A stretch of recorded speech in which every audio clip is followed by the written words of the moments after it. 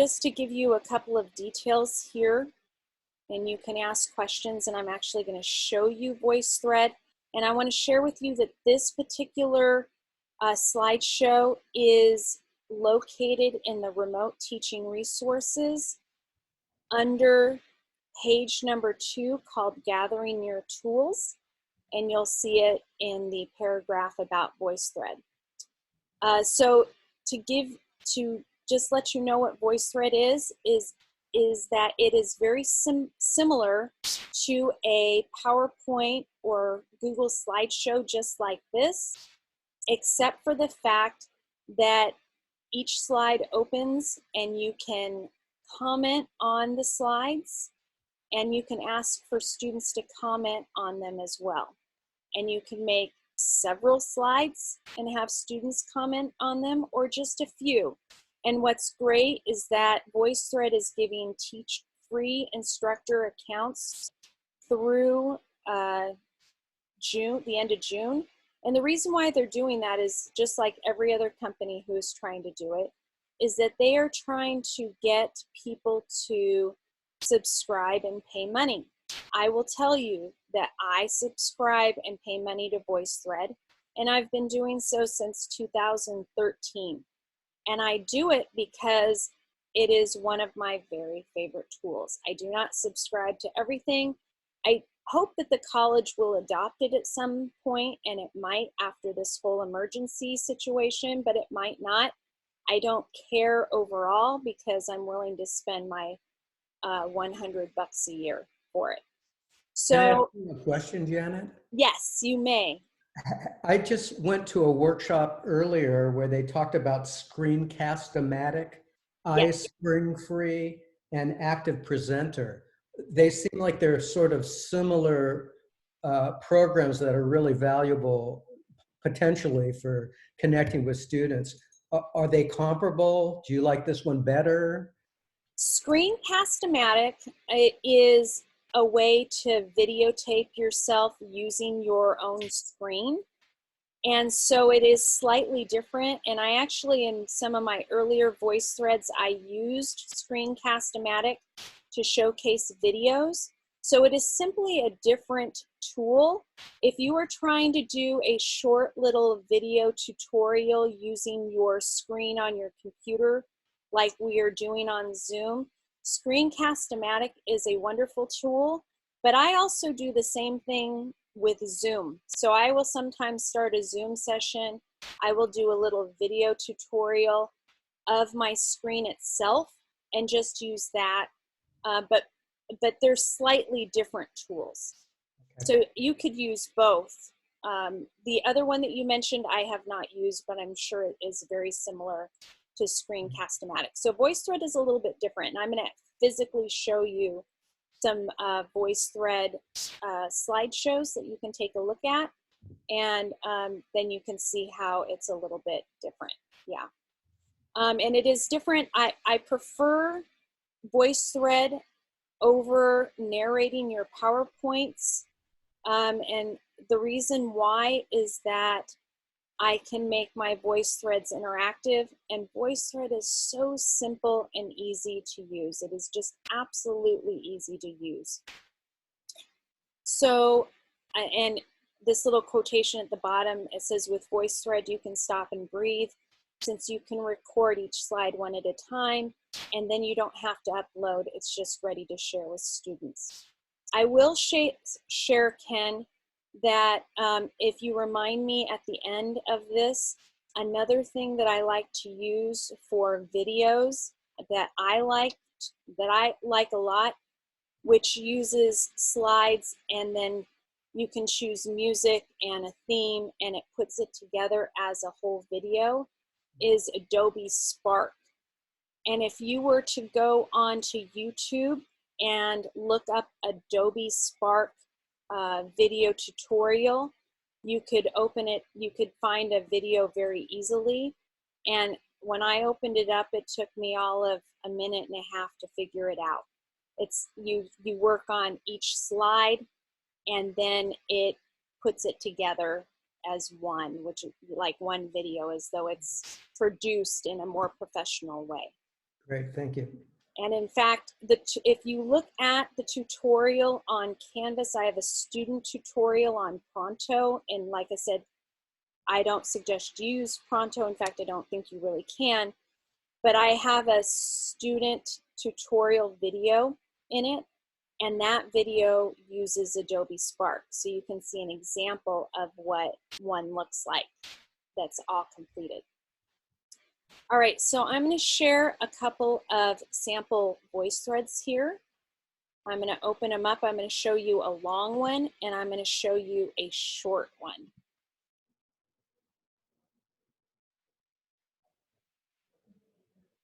And again, Zoom tends to lag. And Okay. if we need to spend a little bit of extra time and you're able to beyond the 2:30 point, we can. If we don't need to, we don't have to. Great. We don't feel any obligation. Great. Did you say Spark, S-P-A-R-K? Yes, Adobe Spark. Okay, so I'm going to start us at the beginning. When I open up my own voice thread, it will start wherever I left off. So, okay, so this is a sample, and this is actually included. A different sample is included, but you can get this through my Google Slideshow. You have the sample available, and you can take a look at it later on as well. So what I did was I created a PowerPoint, and then I uploaded it to Voicethread. And I actually want to show you, I'm going to show you the edit here so that you can see what it looks like. So these are my slides here, and I can add media. And if I didn't have these slides here, if I wanted to just start from scratch and you were going to create your own voice thread, you could choose Add Media, and it allows you to add media from your computer, which I did, other media sources, webcam videos, URLs, and if I include videos within my voice thread, I will create the PowerPoint, and then I will have another slide with the URL for the YouTube video, and you can drag and pull the slides and move them around. And if you make a mistake on a slide, you can delete it, and you can create, fix it on your PowerPoint, save the single slide, upload it, and move it where it needs to go. It's fantastic, and it's very easy to do. And this particular voice thread has, let's see, 7, 8 slides total. You could do a voice thread that has a single slide and just have students respond. In fact, I'm going to show you one that my colleague Colleen did, and all it was a very short voice thread that said, "How are you doing during this crisis? Is there any way I can assist you?" You could do something for the effective domain and have it just be really easy and simple. So I wanted to show this to you because if you're going to create a voice thread, this is what you would do. And you have options here where you have playback settings. You can copy the voice thread, and you can obviously delete. When I make voice threads, I use them for 2 purposes. One, and Ken, you could even use this as well. You could use it for a lecture purpose. And so I have a sample voice thread for MLA that I use for lecture purposes where students do not comment. But if I'm creating a voice thread that I want to use again because students are going to be commenting on them, I put on the front either template or master, and then I title the voice thread, I make my comments, and then I make a copy of it and change it to Spring 2020, English 100, or Psych 101, or whatever it is it's called. And that way I can keep a plain voice thread for people. There are playback settings here where you can enable threaded commenting, and Whitney, you would want to do this. I have allowing others to make a copy, so if you want to make a copy of mine just to take a look at it and play around with it and make your own thing, you can. And you can save it as a default, and then you can, excuse me, you can save it. So I'm just going to X out of that. And yes. Used them for two purposes. One was lectures. What was the other purpose? The other is to make it interactive for students asynchronously. What? So I will show you that. Right. I'm going to go to comment.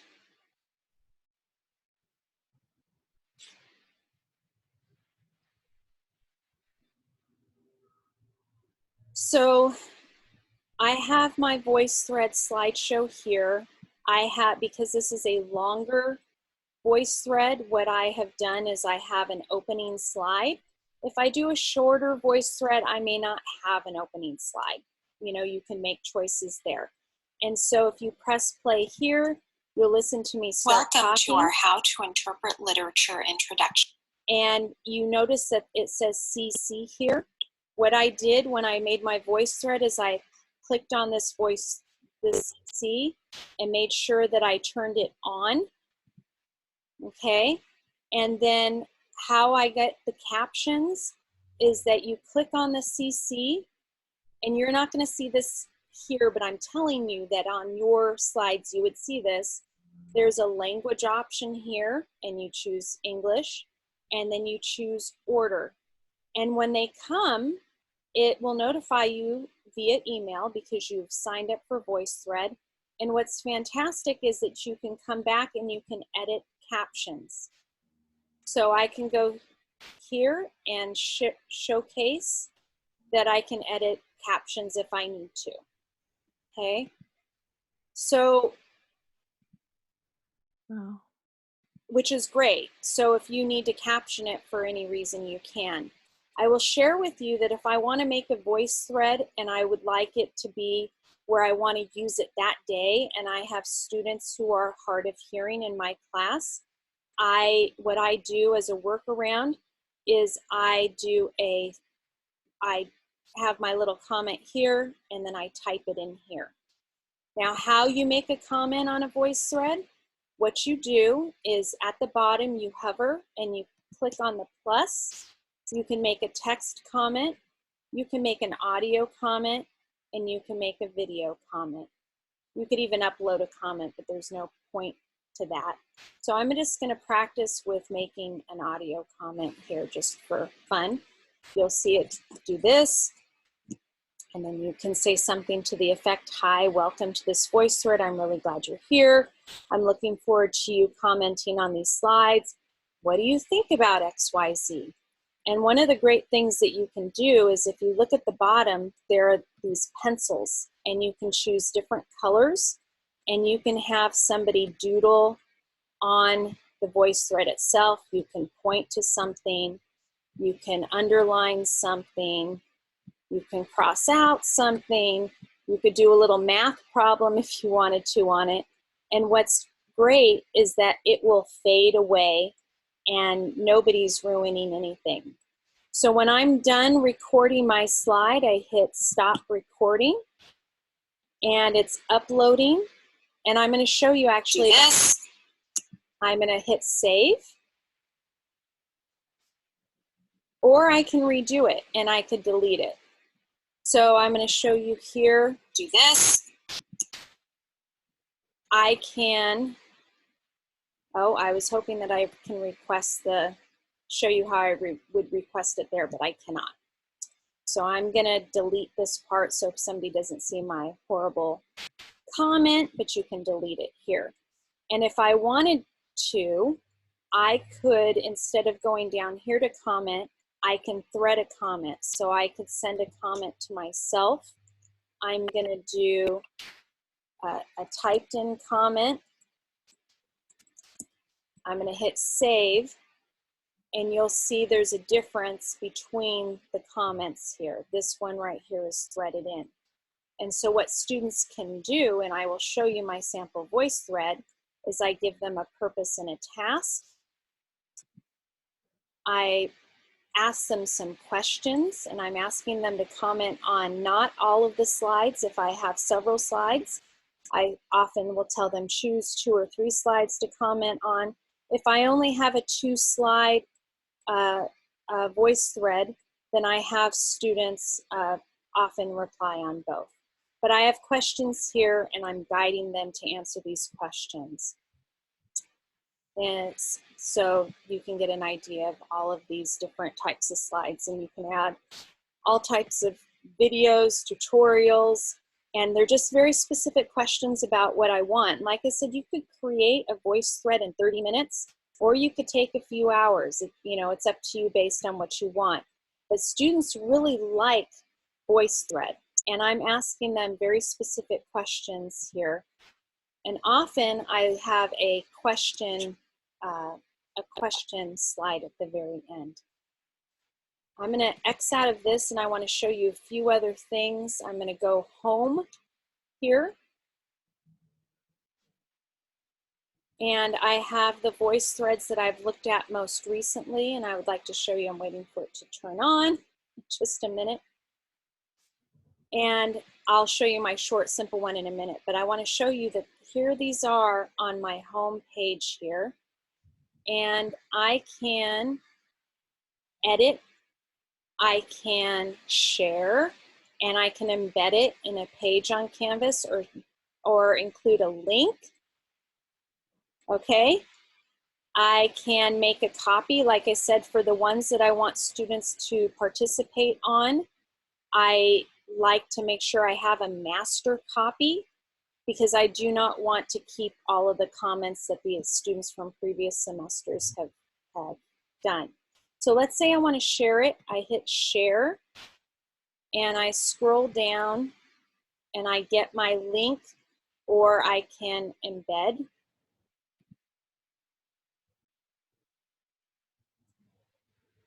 And I allow people to view and comment, or just to view, and I have my little link here. And I believe,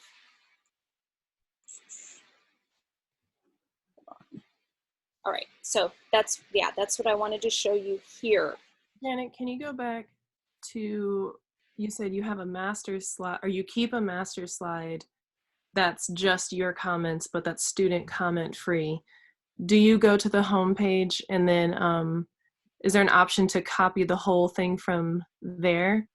Yes. Oh, yes. Yes. I accidentally clicked on something. So what I do, I call mine templates. My friend calls hers masters, whatever you want to call them. Yeah. Yeah. So I just look up my template, and I can look up a template of anything. And it is located, let's see. They're coming up. So I have all these templates of different ones that I do for all sorts of things. Any types of lectures and things, I have them here. And then you can hover over those templates, make a copy of it from there? Yes, you can make a copy of it from there, right here, okay. Or you can make a copy of it from right inside the VoiceThread itself. So let me show you that with this very simple one that I was going to show you what I already know about writing. So if I have this opened up and you see the 3 lines right here, you can go right here and you can make the copy here. And here is the embed choice. Okay, so once you've made the copy, you can choose the embed code. But you choose make a copy, and I change the title of it to whatever I want. Usually it's the date, like Spring 2020 English 100. And then when you choose the comments, I never really have to do this because it's always all my comments because I've made master. But let's say you didn't make a master, you could include only my comments. The problem with not making a master and just copying with only your comments is that if you're deciding to respond to students inside the VoiceThread, which you can do, then those comments are included as well, and you have to go get rid of those. But then once you're done, you just copy and open in VoiceThread. So I'm going to take you back to the slideshow here. And I'm going to go back and share my colleague's slides in a minute. I'm going to go back because I would like you to see an example of one with students on it that you can take a look at. Well, have you posted one with students in it in the Canvas page? I have, because it's the VoiceThread tutorial. You know what? In fact, let me just show you now. So she just, Awesome. I'll show it to you now.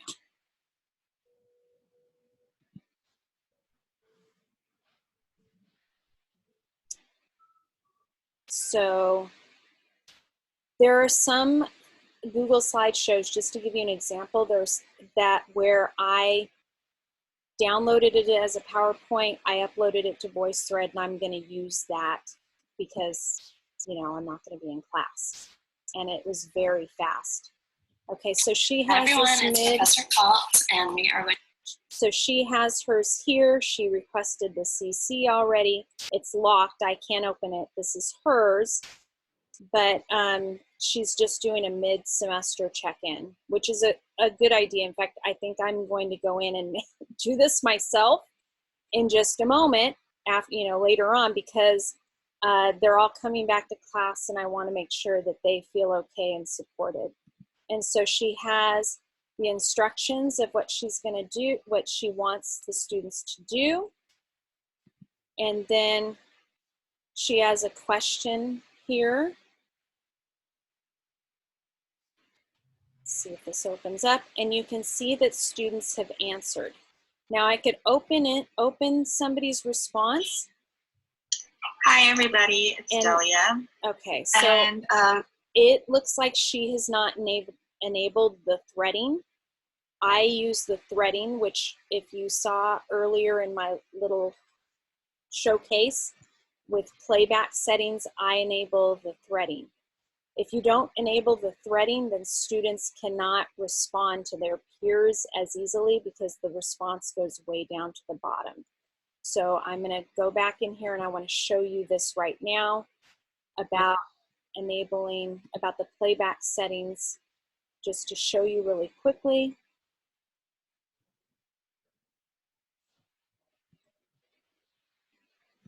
Or show you as quickly as Zoom will allow me to. Okay, I'm going to go to the 3 lines so that I can edit. And the options are over here. I'm going to go to options, playback settings, and I'm making this a video. It should be working hopefully this time. And do you see enable threaded commenting? You want to be able to enable threaded commenting so that they can comment right back to one another with the arrow right in there. And if you want them to do that, you need to share that with them in the instructions that you give to them, and give an example. Like the doodle, I actually illustrate how to use the doodle as I'm giving the instructions so students know what to do.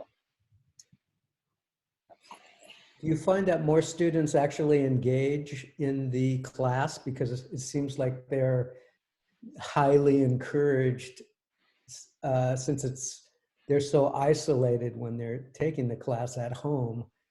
So, you know, it seems like they need to respond to each of these questions that are posed to them.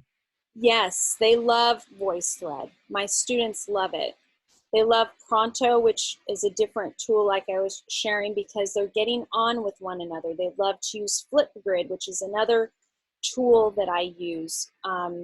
But I wouldn't introduce too many, but I'm just sharing with you my favorites.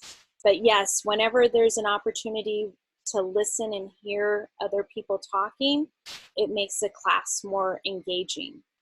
So I have here some benefits, and included in these are the idea to be equity-minded and flexible. And you're giving these asynchronous alternatives, which Whitney, I'm glad you're doing, because the truth is that some teachers are really trying, they're saying, oh my gosh, students are going to meet. We meet on Monday and Wednesdays from 9 to 10:15, and they're going to meet then, and that's how it's going to be. But the truth is, I don't think we can make those expectations for students because they have different stresses that they are working on right now, including the fact that they may have to share computers. They may not have a dedicated space to work. Yeah. I'm very lucky. I live in a house, but I'm sitting here in my bedroom on my bed because out in the living room, open area space is my daughter, okay? So I have to go somewhere private. Responsibilities now, and like they may have had to go get a job at Costco and like have a new job or Right. lost a job, and so Right. it's a countrywide thing. It's not like a Cerritos College student problem. Absolutely. Slash human, any country that has humans in it, it's their problem. Right. And the truth is also is that learning retention is increased, Ken. You're absolutely right, because they're interactive with one another, and it allows them to be creative and utilize their various learning styles, and it is very easy to use. Very easy. Once you start creating your voice threads, you know, you'll have this video. You can go back and take a look, and you'll have the tutorial. It'll be so easy to use, and it'll be fun. Yes. From Google Slides. Say that again. You can create voice threads from Google Slides, not just PowerPoint. Yeah, well, I've always downloaded, but you can, yes, put in your URL. You can take the URL and put it in. I've always just downloaded the Google Slides to my PowerPoint and then uploaded. Do you find that ruins any of your like interface or transitions? Sometimes. Oh yeah, yes. Oh, the transitions that you want to do, those are out the window. Yes, you don't have transitions anymore. Yeah. But I also find that sometimes my slides are changed slightly. So I really try to be within the slide itself and not go too far out to the edges, because every once in a while things just move a little bit. But that's another reason why sometimes I redo a slide and then I upload just a single slide. So would you be able to are you saying that there's no transitions possible with VoiceThread, or it's possible if you create your slides in Microsoft PowerPoint? I am saying that if you want to create a short little video using Zoom or something else where you are doing the transitions, you can, but the answer is no. There are no transitions. So if you're hoping to give this piece of information, then this piece of information, and then this piece of information, that's not there. However, you could decide that you have one slide with the first part of the information, then you have them move forward to the next part, then the next part, and then the next part. If you're looking for that, you can do that. You just have to decide which slides are comment slides so that students know when they should be commenting or not. I have an instructional slide here just about creating the PowerPoint, uploading, creating the comments, and then you can open it up to students, which I showed you that I have this here in case you want to go back and take a look. In terms of considerations, these are questions to ask yourself. Do you want to focus in on content or metacognition or effective domain types of things? So for example, in that one that I showed you of Colleen's, one that she gave to her class, how are you doing? A check-in, that is more of an effective domain voice thread. The one that I was showing you that was the longer one that I did, that was a content one. So you can use them, and I need to add in here effective on content, metacognition, or effective domain. And then when do you want to have students to participate? Do you want to introduce new content to them? Do you want it to be in the middle of the process, or do you want it to be at the end to see what it is they know as preparation for a quiz? Do you want students to be participants or creators? So an idea that I've implemented is I've had I've created a slideshow. You know how you're talking about the group, a group project? I've created slideshows on Google where I have an open slide. Students take the first slide that they see, put their name in, and I have instructions on the first slide about what they have to include. And I could take that particular slideshow and put it into Voicethread and have students comment on each other's slides, which is kind of neat because then they're able to see each other's work, and then they're required to interact with one another. You know, they don't have to interact on all the slides, but on a few of them. Can you say that part again? Yes. So, I'm actually gonna move here. I'm not search.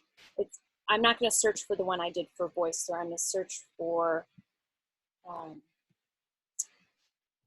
Let's see. Let's see the wiki slide. Let's see. Show you the template. You see, I do templates for everything because I use Google a lot as well. I love Google for everything. I do too. For everything. I don't even hardly use Word anymore. And I really only use PowerPoint for Voicethread at this point. I'm waiting for the instructions to come up. All right. And one of the reasons why you want to have a template in Google for everything that you do is that students sometimes mess up when you allow them to edit, which is fine. Students will mess up your particular, your slideshow. And of course, where do I have my instructions? I may have the instructions in the class. No. Well, okay. Sorry about that. Let me see. I want to show you. We're not going to discover man's search for meaning today, apparently. No, you're not. And I stopped sharing with you. I don't know why. And you're funny. Okay, let's try this again.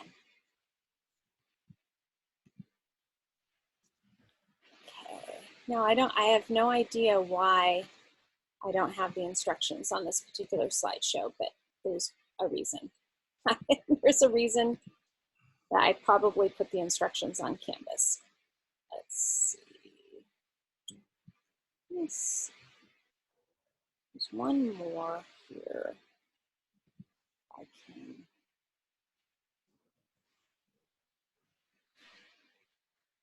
Let me see if it's on here. It could be on the instructions themselves, and I just have the slides open to that.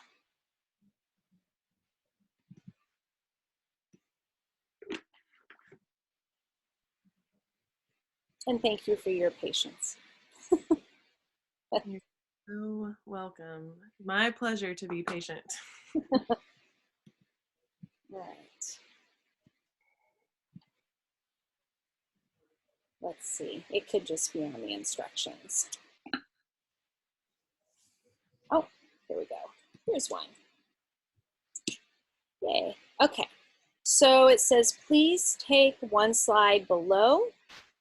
And Whitney, you might just want to take a picture of, oh, well, you'll have the video too, but just if you want to take a picture of it just to see, it just says, please take one slide below, take the first one available and manipulate it however you would like to in order to share your research.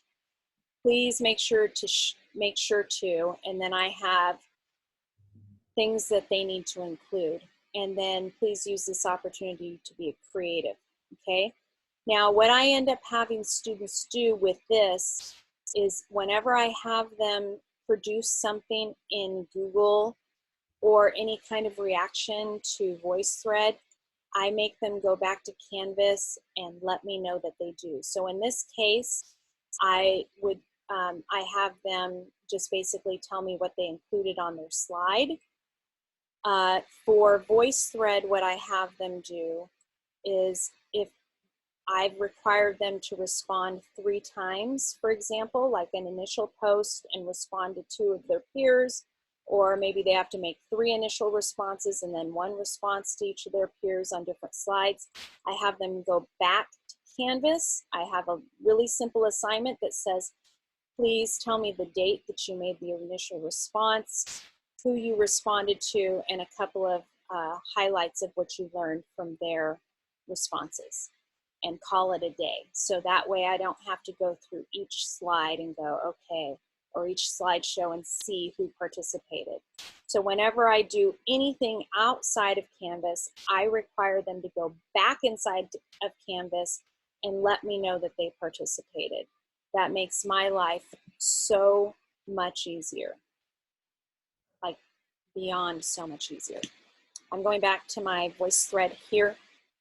And then, so anyway, you're going to include whether or not students are participants, what types of slides do you want to include, text, still visuals, videos. I've included videos where I ask them to watch the video or a piece of the video and comment. And then down the line, thinking about, like this is for an online class, how many you might want to include. So in terms of consideration, other considerations you're thinking about, I'm trying to get to the next slide here. So logistics, I just talked about grading. So again, I want to make it easy on myself. So I have students, it's a two-pronged process. They have to respond on the Voicethread and then come back. And I'm very clear about come to the Voicethread first, then come back and note that you did and who you responded to and what you learned. In terms of commenting back to students, sometimes I comment back to students on Voicethreads. Sometimes I have global feedback. Sometimes I don't comment because it's about their interaction. If I'm trying to comment back to students, whether it's in Voicethread or discussion forums, I try to comment back to, for a class of 30, I try to comment back to about 5 each time, and I try to vary who I comment back to. Students tend to feel like if you've been commenting to about 20% of the class, they feel like you're invested in there.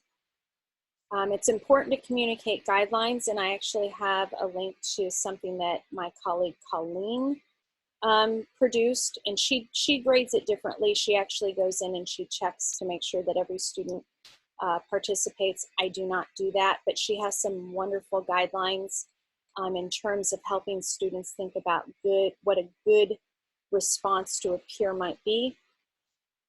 In terms of how long to keep a Voicethread going, I usually like a week to do so. So I'll introduce it and I'll say, welcome, you'll have a week to do this. Please, check back a few different times.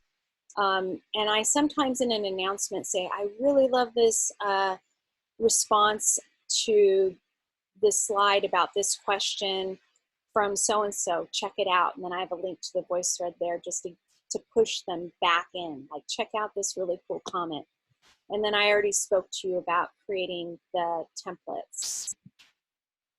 I also have linked a 10-minute tutorial about Voicethread as well, in addition, if you want to take a look. And then I have some sample, I was telling you about the sample Voicethread instructions that Colleen put together.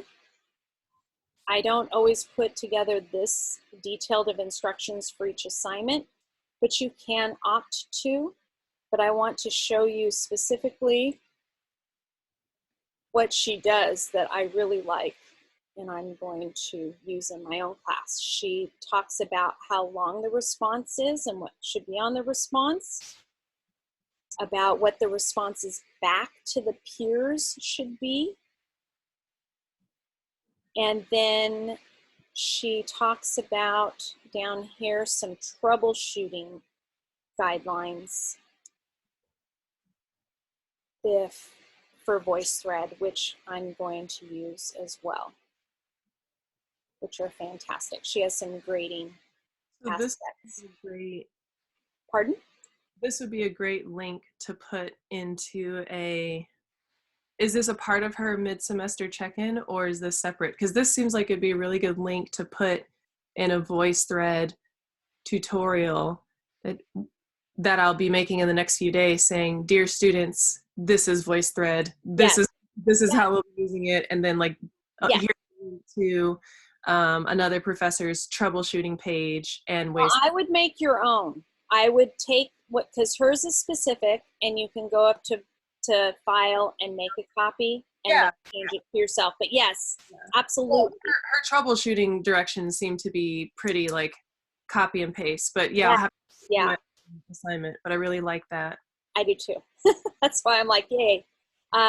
This is it's really good. My students will be doing that assignment. So you're right. I wouldn't link it to her Google Doc, but I would go to her Google Doc and copy it. So in VoiceThread, I could either make those troubleshooting guidelines a slide. Yeah. Or I could, what's another way I could? You could just create a Google Sheet like this and have it in a VoiceThread instructions. And you can say, if you forget about how to do, once you've introduced it, if you forget how to do VoiceThread, then come here and take a look. So you can put it within the VoiceThread itself. You could make a VoiceThread tutorial about VoiceThread, which I like that. I like that. I'm going to use that too, Whitney. Here's a VoiceThread tutorial using VoiceThread. Great. I like that. So that's a great idea. I think I'm going to, and I've never done that. Although if you go to VoiceThread, I want to show one more thing here. I'm going to go to Browse. And I am going to let you know there are tutorials for VoiceThread, so you can take a look at those. And then they have ones for higher education and different sorts of things. Not everybody shares all their VoiceThreads, but you can take a look at other samples of really cool ideas for using VoiceThread yourself. So to answer, well, if I want to get access to her troubleshooting, I know it was a link within your presentation. Do I have access to your presentation on Canvas? So let me show you. Let me show you exactly where it is. So I am going to go, I'm in my remote teaching resources site right now. I'm hitting home. And scrolling down to gather your tools, linking on that. And this is where you're going to want to go, Ken, too, for potentially some of your Zoom things. You're going to want to go here and just on the Zoom module. But do you see right here, an additional tool is VoiceThread? And so I actually linked her page right here. And this is the VoiceThread lecture discussion. Oh, it's right here. And then the short, it's all here. And then, the VoiceThread lecture slides with examples. So it's actually linked in a couple